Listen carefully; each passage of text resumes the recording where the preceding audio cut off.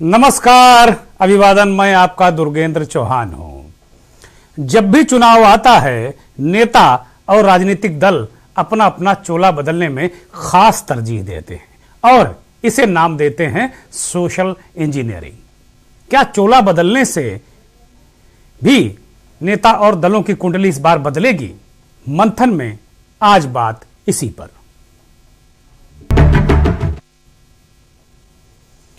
खबर आ रही है कि उत्तर प्रदेश के मुख्यमंत्री योगी आदित्यनाथ मथुरा के बजाय अयोध्यापुरी से, अयोध्या धाम से विधानसभा चुनाव लड़ेंगे। हालांकि इसकी भारतीय जनता पार्टी ने अभी आधिकारिक पुष्टि नहीं की है, लेकिन इस सूत्रों के हवाले से यह चर्चा है। अयोध्या आंदोलन से लेकर अब तक बीजेपी ने कट्टर हिंदुत्व का चोला ही ओढ़ा है, जो हम बात कर रहे हैं चोला बदलने की, और उसके केंद्र बिंदु में योगी आदित्यनाथ हैं। इसी तरह पूर्व मंत्री स्वामी प्रसाद मौर्य और दारा सिंह चौहान ने बीजेपी को झटका देकर चोला बदला है, पाला बदला है। 2017 में इन्हीं नेताओं ने बीएसपी को झटका देकर चोला बदला था और बीजेपी में गए थे। इस चोला बदल का फायदा भाजपा को हुआ भी 2017 में, और उसकी प्रचंड बहुमत वाली सरकार भी बनी। 14 जनवरी को इस बार मकर संक्रांति पर कुछ और बड़े नाम भाजपा को झटका दे सकते हैं। ये चोला बदल कर सकते हैं, चोला बदल सकते हैं। दूसरी तरफ भाजपा भी कांग्रेस और सपा के विधायकों, नेताओं को तोड़ रही है। बसपा के विधायक या नेताओं के लिए भाजपा में फिलहाल नो एंट्री का बोर्ड लगाया गया है। इसकी राजनीति आप समझ सकते हैं, इसका गुणागणित समझ सकते हैं। मायावती की पार्टी से फिलहाल जो भी एंट्री बीजेपी में होगी, अभी यह कहना मुश्किल है क्या कोई एंट्री होगी। कोई बड़ा नाम बसपा का बीजेपी में जाएगा, यह भी संदेह है। बड़ी अंदर की खबर आई है कि फिलहाल बीजेपी में जो ज्वाइनिंग कमेटी है उसे संकेत और संदेश दिया गया है कि बीएसपी में कोई तोड़फोड़ नहीं। इसका गुणागणित आप समझ सकते हैं। आज कांग्रेस के बेहट सहारनपुर के एमएलए नरेश सैनी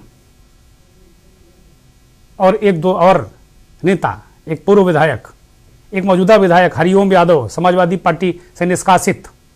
हालांकि वो बहुत पहले निष्कासित हो गए थे, लेकिन आज फिर एक बार पार्टी ने लेटर दे दिया कि उन्हें फिर निकाल दिया गया। हालांकि उनका निष्कासन हरिओम यादव का सिरसागंज फिरोजाबाद से विधायक रहे और यादव परिवार के रिश्तेदार भी हैं वो। तो हरिओम यादव को भी भारतीय जनता पार्टी ने चोला बदल करा दिया।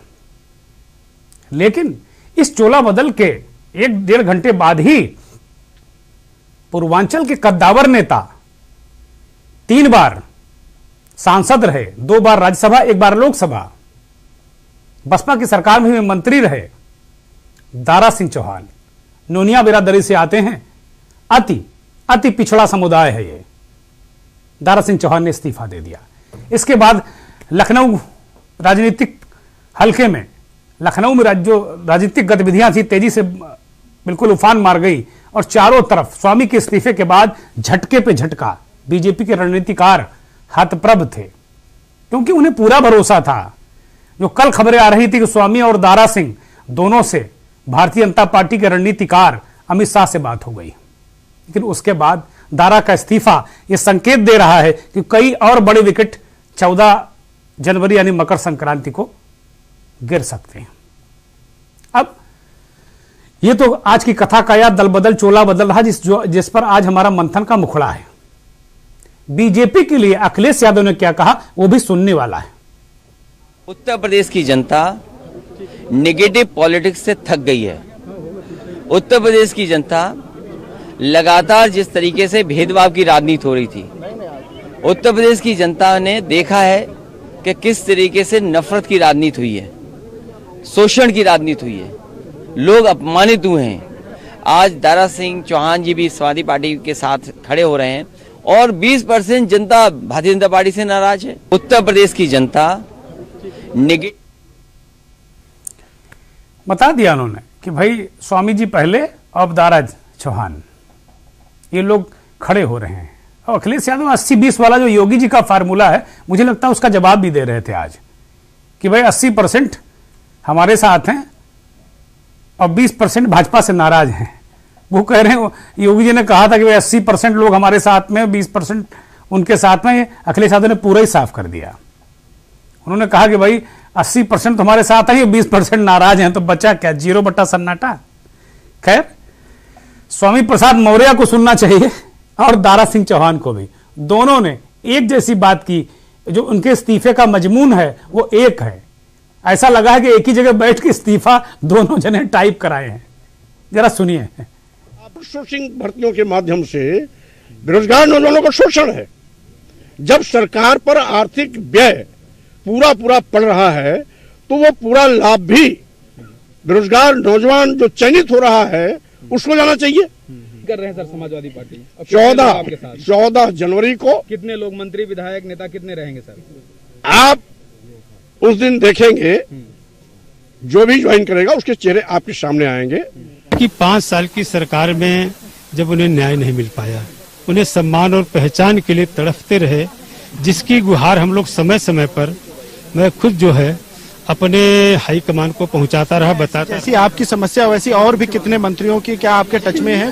क्योंकि स्वामी प्रसाद मौर्य हैं, उनके साथ में जो कल विधायक नजर आ रहे थे वो आज भी आपके साथ नजर आ रहे हैं। और कितने लोग हैं जिनको ऐसी समस्या है? ये हमारे सारे शुभचिंतक साथी आज से नहीं, साल का हमारे विधायकों से संबंध रहा है।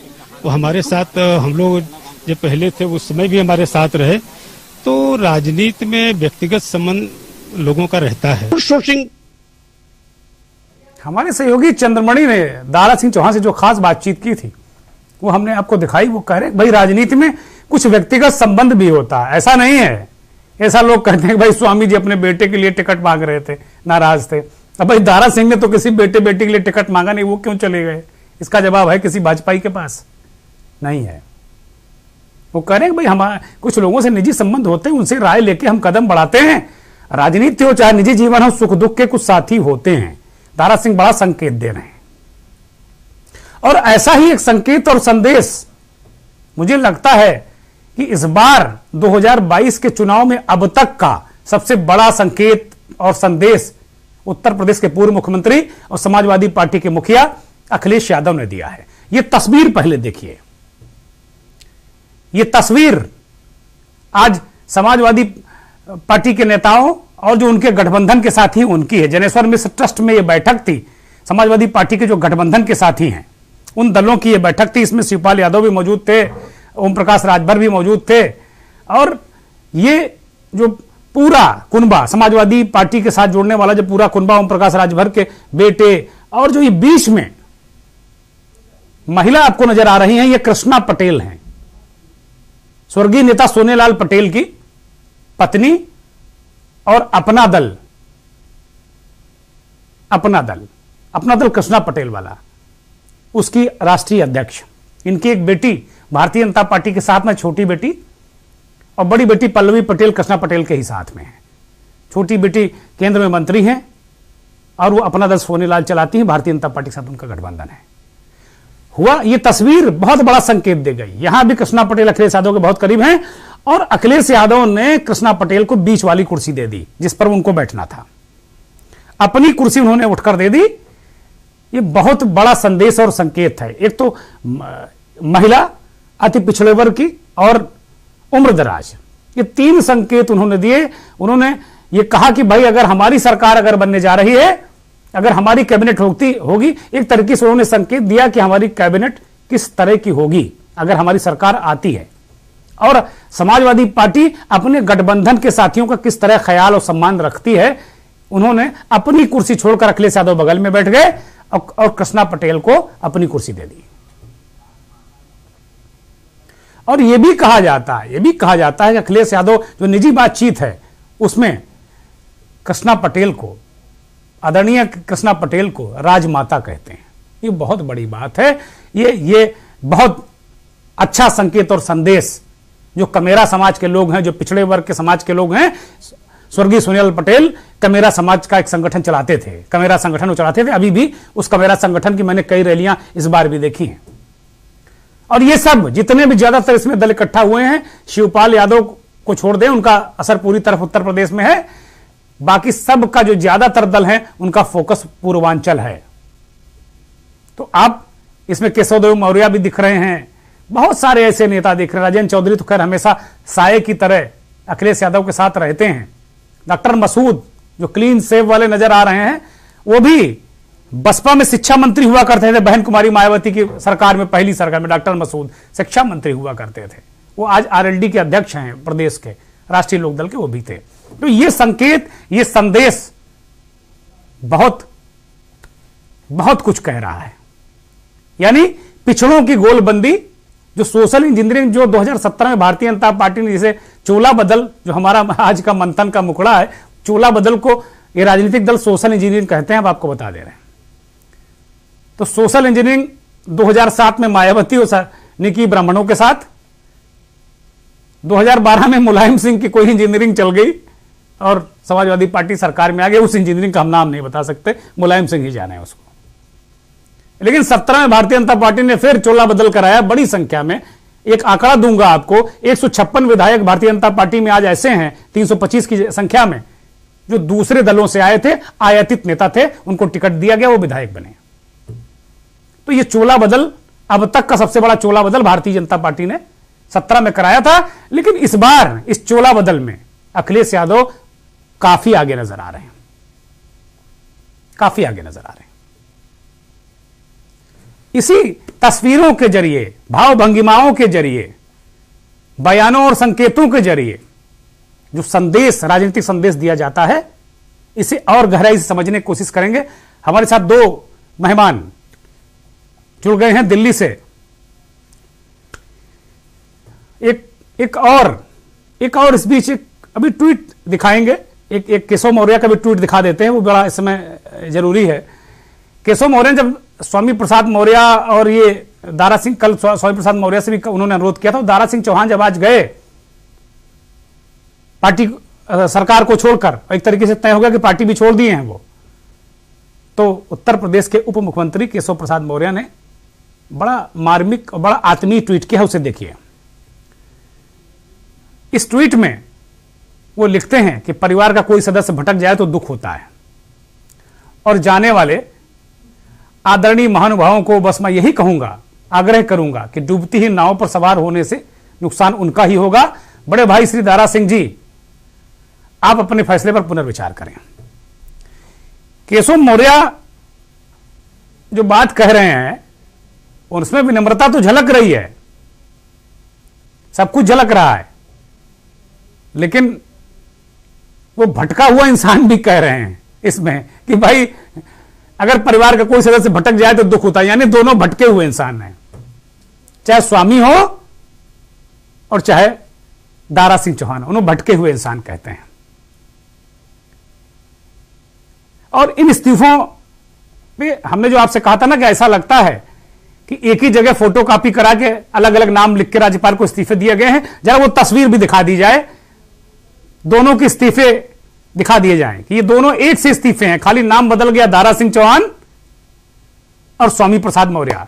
मजमून एक है, मुद्दा एक है, आरोप एक है। दलित, पिछड़े, सर्वहारा, छोटे व्यापारी, इन सब का काम नहीं किया बीजेपी ने पूरे 5 साल, इनकी नहीं सुनी गई। दोनों के इस्तीफे एक ही मजमून के हैं, एक ही बात है। ये इस्तीफे संकेत और संदेश दे रहे हैं कि 14 जनवरी को इस तरीके के और कुछ इस्तीफे आपको देखने को मिल सकते हैं। बिलाल सब्जवारी जी जुड़ गए हैं, जाने माने राजनीतिक विश्लेषक हैं देश के, दिल्ली से हमारे साथ, और राजनीतिक समीक्षक राघवेंद्र सिंह राजू जी भी हमारे साथ जुड़ गए हैं। बहुत बहुत स्वागत है दोनों मेहमानों का। बिलाल साहब, आपने बहुत पहले ये बात कही थी कि पिछड़ों की गोलबंदी हो रही, शायद आपने ही एक ऐसा शब्द दिया जो अब नेता भी पिछड़ों की गोलबंदी इसे कहने लगे हैं। आज कल हमारी आपकी बातचीत हो रही थी इस स्वामी प्रसाद के पार्टी और सरकार को छोड़ने पर, आज दारा सिंह चौहान भी चले गए। इस समूचे घटनाक्रम को, जो कृष्णा पटेल को अखिलेश यादव ने अपनी कुर्सी दी, ये इस्तीफे, जरा इसको समझाइए हमारे दर्शकों को कि है क्या मसला है। दुर्गेन जी, आपका बहुत बहुत धन्यवाद।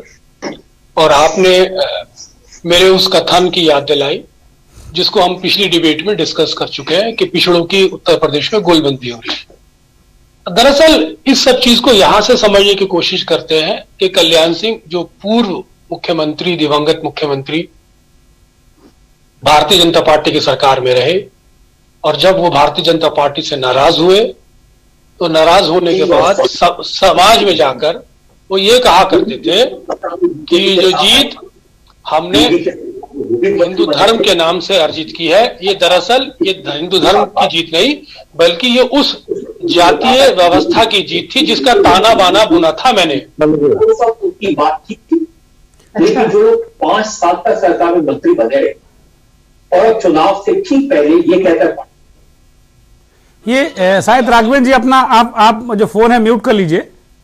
बिलाल जी आप कंटिन्यू करिए। तो जब कल्याण सिंह जी नाराज हुए भारतीय जनता पार्टी से तो उन्होंने ये कहा कि भारतीय जनता पार्टी की हिंदुत्व के नाम से जो जीत थी दरअसल ये धर्म की जीत नहीं थी बल्कि ये वो जातीय समीकरण था जिसका ताना बाना मैंने बुना था जी। यहां से शुरू करते हैं उस डायलॉग को दिवंगत नेता के, जो आज की राजनीतिक परिस्थितियों में मुझे दोबारा प्रासंगिक नजर आ रहा है। जी जी। दरअसल जब आप हिंदुत्व की बात करते हैं तो उसके अंदर जो जातीय समुदाय है वो अपने आप को अपेक्षित महसूस करता है जी। और आज का जो हिंदुत्व है, अगर इसके दर्शन को समझने की कोशिश करें तो उत्तर प्रदेश की राजनीति में जो टर्निंग पॉइंट हुआ जिसके माध्यम से पिछड़ों की गोलबंदी शुरू हुई, वो शिक्षा भर्ती के अंदर जो पिछड़ों की अनदेखी की गई, जिसे ओम प्रकाश राजभर ने समय समय पर लोगों को जाके जिसका परिचय दिया और इसको एक पॉलिटिकल मुद्दा बनाया, यहां से टर्निंग पॉइंट शुरू हुआ जी। और ये टर्निंग पॉइंट पॉलिटिकली बूस्टअप होता चला गया। दरअसल पिछड़ों को यह एहसास हो गया है कि हिंदुत्व के नाम पर हमारी आरक्षण की व्यवस्था है उस पर डाका डाला गया जी। लेकिन आज का जो राजनीतिक दर्शन है उसको हमें इस तरह से समझने की जरूरत है कि आज पिछड़ों की गोलबंदी जरूर हुई है, लेकिन भारतीय जनता पार्टी ने इन पिछड़ों को हिंदुत्व की चाशनी चटा दी थी। तो आज इस पिछड़े वर्ग ने अपने आप को बहुसंख्यक हिंदू समाज के रूप में एकत्रित कर लिया है जी। और वो उन्होंने ये कहना शुरू कर दिया है कि अल्पसंख्यक हिंदू समाज तुम गद्दी छोड़ो। तो दरअसल जब आपने पिछड़ों को हिंदुत्व की चाटनी चटा दी तो उसी पिछड़े वर्ग ने उसी अपने आप को हिंदू समझते हुए बहुसंख्यक हिंदुत्व का रूप धारण कर लिया है जी। जिसके चलते ये लड़ाई अगड़ा बनाम पिछड़े के साथ साथ बहुसंख्यक हिंदू बनाम अल्पसंख्यक हिंदू की हो गई है। बिल्कुल नई बात कह रहा हूं आपके चैनल पर। जी जी जी बिल्कुल नई बात। तो जब ये बहुसंख्यक हिंदू समाज इकट्ठा हो जाएगा तो इस ब्राह्मणवादी व्यवस्था के धज्जियां हो जाएंगी। जी जी जी। दरअसल जब तक ये जातिवादी व्यवस्था में बंधा हुआ था तभी एक अग्रणीय समाज इनको बांट के राजनीति करता था, लेकिन जब सभी बहुसंख्यक समाज यानी कि जो बहुसंख्यक पिछड़ा वर्ग है जब वो अपने आप को पिछड़ा वर्ग भी महसूस करता है और अपने आप को बहुसंख्यक हिंदू भी महसूस करता है, तो उसके ये समझ में आ गया कि बहुसंख्यक हिंदू हम हैं तो अल्पसंख्यक हिंदू यानी कि अगले अल्पसंख्यक हिंदुओं की राजनीति में क्या काम। बहुत महत्वपूर्ण, बहुत महत्वपूर्ण। अब इसको जबरदस्त तरीके से आपने बाइफरकेट किया है। ये वो रणनीति थी जिस पर अखिलेश यादव पंचायती राज व्यवस्था पंचायती चुनाव के समय से काम कर रहे थे। दरअसल अखिलेश यादव ने समाज के अंदर तो अपना एक बड़ा व्यापक रूप धारण करके रखा और उन्होंने कहा कि हम सब लोगों को साथ लेके चलेंगे, लेकिन अंडर कारपोरेट वो सभी लोगों को अपने से पिछड़ों का दर्द दिलाकर उनकी अपेक्षा याद दिलाकर जोड़ रहे थे और ये उनकी स्ट्रेटेजी का पहलू था जो उन्होंने अंत तक नहीं खोला। बिलाल साहब आते हैं आपके पास। एक सवाल राघवेंद्र जी से ले लेते हैं। राघवेंद्र जी राजनीतिक समीक्षक हैं और उत्तर प्रदेश की राजनीति को बहुत गहराई से समझते हैं। राघवेंद्र जी, जो चर्चा हो रही थी कि भाई चोला बदल है, हमारा जो आज मंथन का मुखड़ा है कि क्या चोला बदल से क्या इन दलों को क्या फायदा होगा, इन नेताओं को क्या फायदा होगा? क्या अखिलेश यादव जैसे बीजेपी 2017 में चोला बदल के सत्ता में आ गई थी, क्या अखिलेश यादव को इस नए चोला बदल से कुछ लाभ होने जा रहा है? इसे आप किस रूप में देखते हैं? क्या जरिया और नजरिया है आपका राघवेंद्र जी? देखिए, मकर संक्रांति पर सूर्य जो है वो उत्तरायण होने जा रहा है जी। और आज जो स्थिति आप देख रहे हैं कि जब ओम प्रकाश राजभर ने कल परसों में कोई बयान दिया था, उन्होंने कहा था बहुत सारे लोग हमारे साथ जुड़ने जा रहे हैं जी। उस बयान को बहुत गंभीरता से नहीं लिया गया।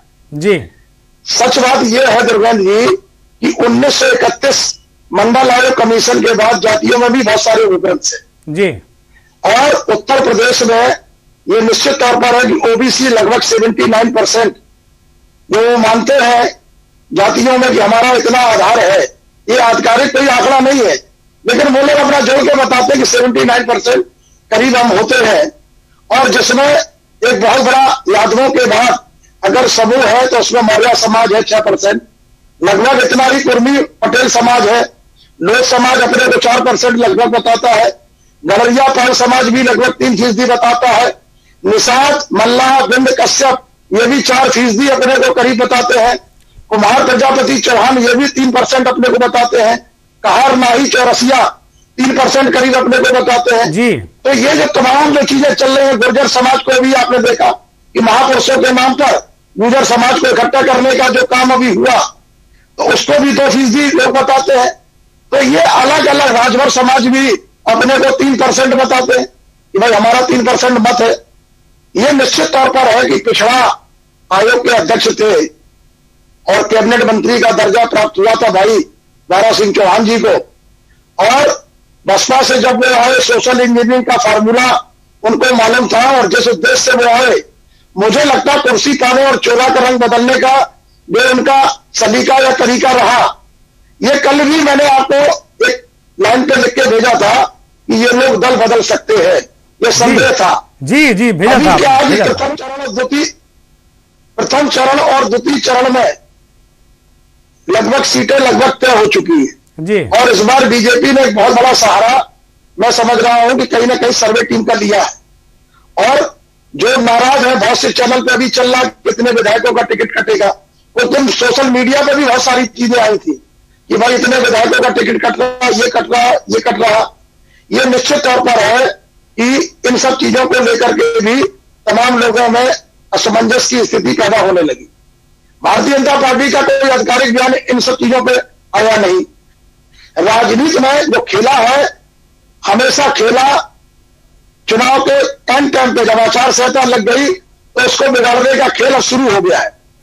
सभी दल मानते हैं कि हम अपने, स्वामी प्रसाद मौर्य मानते हैं कि भाई हम अपने समाज के किंग मेकर हैं, दारा सिंह चौहान मानते हैं कि हमारा भी एक वर्ग है 3% ही सही लेकिन हम उसके किंग मेकर हैं। तो ये अलग अलग जो किंग मेकर है। और अभी आपने अपना दल की बात की, आज अपना दल में भी 5 दल है, अलग अलग अपना दल के 5 दल बन गए, जिसमें एक दल भारतीय जनता पार्टी के साथ है और जिनका आपने अभी नाम लिया माता कृष्णा पटेल जी का, वो दल समाजवादी पार्टी के साथ जुड़ गया और उनके साथ में उनकी बड़ी बेटी पल्लवी पटेल जी भी जो अभी तक पूरे यात्रा निकाल करके वो भी समाजवादी पार्टी में पहले से ही प्रयासरत थी। इससे पहले वो जयंत चौधरी के साथ पिछली बार भी उन्होंने कई दौर की मीटिंग की थी दिल्ली में, लेकिन वो सफल नहीं हो पाई थी।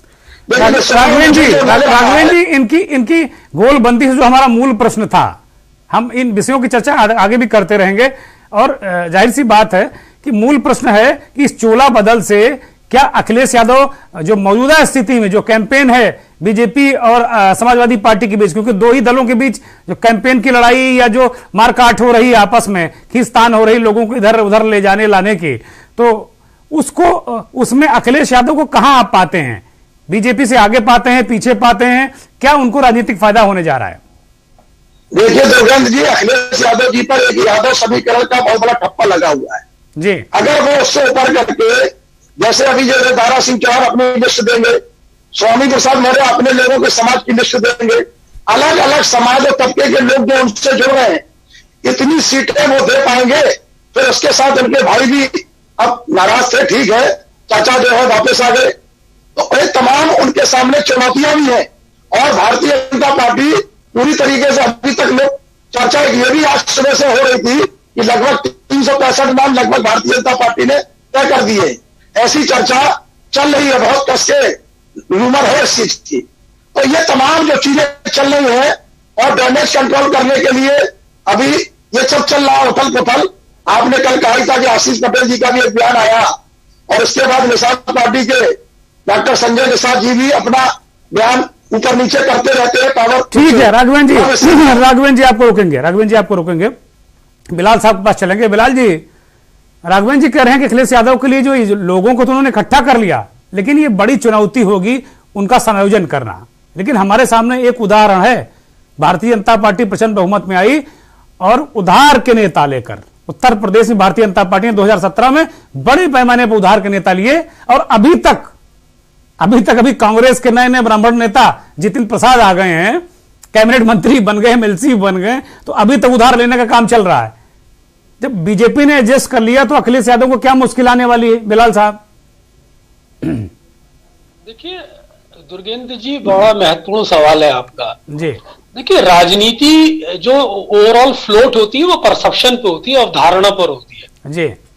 फिलहाल जो पॉलिटिकल एक्सचेंज है उत्तर प्रदेश के अंदर, उसमें समाजवादी पार्टी का जो शेयर है उसका भाव ज्यादा है जी जी और भारतीय जनता पार्टी का शेयर पिट गया। तो ये एक अवधारणा की लड़ाई है जिसकी वजह से भारतीय जनता पार्टी बैकफुट पे नजर आती है। लेकिन इसके कई डायनेमिक्स हैं। अभी इस अवधारणा की लड़ाई में अगर पिछड़ों की गोलबंदी होने के साथ साथ अगर टिकट डिस्ट्रीब्यूशन सही कर ले जाते हैं अखिलेश यादव, तो यकीनन जीत सुनिश्चित है। लेकिन उसके आगे बहुत सारी चुनौतियां हैं जो समय पर हम डिस्कस करते हैं। लेकिन अभी ये लड़ाई का आधा पड़ाव है। हमें यह नहीं भूलना चाहिए कि मायावती इस सिचुएशन के अंदर जो अपने आप को आइसोलेट महसूस कर रही है, पूरे राजनीतिक परिदृश्य में मायावती अपने आप को आइसोलेट महसूस कर रही है। और ये राजनीति का इतिहास बताता है कि जब जब मायावती आइसोलेट महसूस करती है वो नेगेटिव पॉलिटिकली रिएक्ट करती है। तो मायावती का नेगेटिव पॉलिटिकल रिएक्ट करने का मेरा अर्थ कहने का यह है कि हो सकता है वो अंतिम समय में अखिलेश यादव समाजवादी पार्टी को रोकने के लिए अपना vote bank Bharatiya Janata party में ट्रांसफर करा दें। इसीलिए मैं इसको अभी आधी लड़ाई मानता हूं। इस स्ट्रैटेजी से समाजवादी पार्टी कैसे लड़ पाएगी, इस स्ट्रैटेजी से समाजवादी पार्टी अपने आप को कैसे बचा पाएगी, ये बहुत महत्वपूर्ण सवाल है उत्तर प्रदेश की राजनीति में। हाँ, अगर मायावती की जो नेगेटिव रिएक्शन है उसके माध्यम से मायावती का अस्तित्व भी दांव पे लग जाएगा। अगर ये बात परसेप्शन में डेवलप होती है कि मायावती जब नेगेटिव रिएक्ट करेंगी तो वो कहीं ना कहीं भारतीय जनता पार्टी के पाले में या उनको वोट ट्रांसफर करती हुई नजर आएंगी, उससे मायावती की बहुजन समाज पार्टी का भी अस्तित्व दांव पे लग सकता है। तो अभी ये लड़ाई अधूरी है। समाज में जो परसेप्शन की लड़ाई है उसे समाजवादी पार्टी जीतती हुई नजर आ रही है, लेकिन व्यवहारिक लड़ाई ग्राउंड पे लड़ी जानी बाकी है। बहुत शुक्रिया आप दोनों मेहमानों का, बहुत शुक्रिया। बिलाल साहब आपका भी बहुत शुक्रिया और राघवेंद्र जी आपका भी बहुत शुक्रिया। बड़ी महत्वपूर्ण बात बिलाल सब्जवारी और राघवेंद्र सिंह राजू ने बताई कि वास्तव में राजू जी ने यह कहा कि भाई अखिलेश यादव के सामने अपने लोगों का समायोजन करना बड़ी चुनौती होगी, कि भाई उनके लोग भी डंडा झंडा एजेंडा लेकर लगे हुए हैं, जो पहले से समाजवादी पार्टी लड़ रहे हैं, टक्कर दे रहे हैं, वो कहां जाएंगे, ये बड़ा सवाल है। बिलाल साहब कह रहे हैं कि यह चुनाव परसेप्शन का मसला है और अभी का जो परसेप्शन है वो अखिलेश यादव के पक्ष में है, लेकिन मायावती के पत्ते अभी बड़े गोपनीय हैं। हमने एक खबर आपको बताई कि बीजेपी में अभी बसपा के, बीएसपी के बड़े नेताओं की नो एंट्री है, ये ऊपर से मसला है। तो मायावती का कुछ मैनेजमेंट अंदर अंदर चल रहा है, जो चुनावी मैनेज उनके अस्तित्व का सवाल है। एक खबर और हमारे सहयोगी बता रहे हैं कि अनुप्रिया पटेल अपना दल की राष्ट्रीय अध्यक्ष, अपना दल सोनेलाल की, जैसा राघवेंद्र जी ने बताया कि 5 अपना दल हो गए, ये अपना दल भाजपा के साथ में, अनुप्रिया केंद्र में मंत्री हैं, वो अभी अभी भारतीय जनता पार्टी के सबसे बड़े रणनीतिकार भारत के गृह मंत्री अमित शाह से मिलने पहुंची हैं। यह भी एक बड़ी खबर है। और साथ में उत्तर प्रदेश के चुनाव प्रभारी धर्मेंद्र प्रधान भी मौजूद हैं। इसका मतलब है कि मौके का फायदा अनुप्रिया भी उठाना चाहती हैं। स्वामी और दारा के जाने के बाद प्रेशर तो है बीजेपी में, अब अनुप्रिया भी अगर कहीं साथ छोड़ गई तो मुश्किल होगा। तो अनुप्रिया के लिए एक अच्छी डील मिल सकती है उनको। खैर, ये राजनीति है, इसमें डील रोज बनती बिगड़ती रहती है।